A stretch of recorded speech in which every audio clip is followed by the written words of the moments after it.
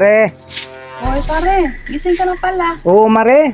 Salamat, Mare, ha, sa pagpatulog mo sa akin dito kagabi, ha. Ay, sobrang ano man, lasing na lasing ka kasi kagabi. Kaya nga, Mare, sa sobrang lasing ko, hindi na ako nakauwi, eh.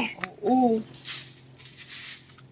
Pero, Mare, Ay, bago ka umalis, kumain ka muna, mag-almusal ka muna. ay, sige na, Mare, doon na.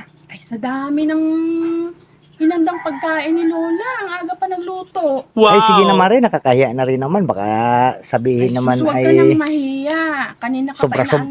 Kanina pa yung nag-aantay si Lola sa iyo sa pagising mo at sa dami ng hinanda. Baka... Hindi mo alam, matataka nga ako kay Lola ang daming hinanda. Ngayon lang yung naghanda ng maraming pagkain ng almusal.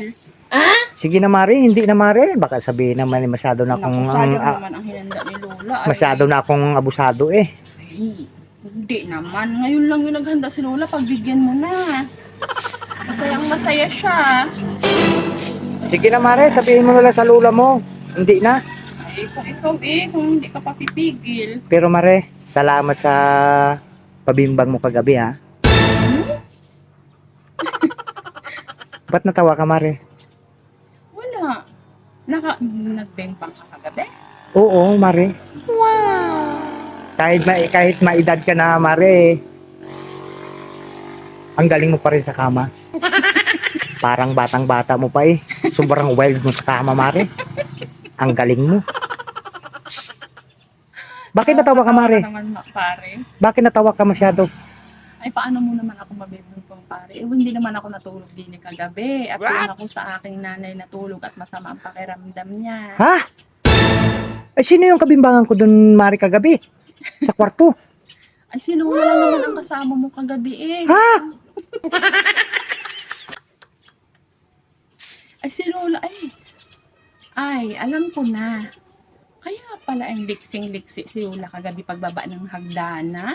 At nagluto. At ang sabi niya sa akin ay, sabihin ko daw sa'yo na, salamat. Maraming Patay. salamat daw at nung nag-ayos na ang kanyang pag-ihi at nawala na ang bara. Tapos, ako lang pala ang solusyon para matanggal yung bara. Ay siya.